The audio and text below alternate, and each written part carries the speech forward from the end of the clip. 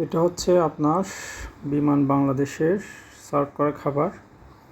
আপনি বিমানে ওঠার কিছুক্ষণ পরেই খাবারটা সার্ভ করে। ওখানে আছে আপনার ফ্রাইড রাইস অল্প করে, একটু ভেজিটেবল আর একটু চিকেন, আর দিয়েছে কিছু স্যালাদ, আর হচ্ছে একটু ডেজার্ট, আর একটা ছোট্ট পানির বোতল।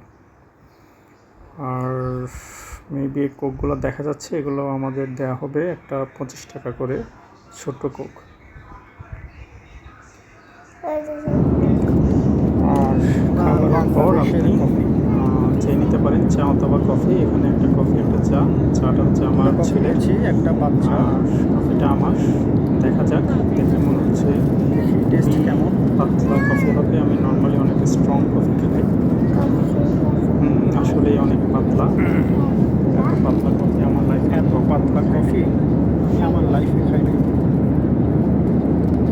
কফি মনে হয় দেয়ই নাই, হয়তো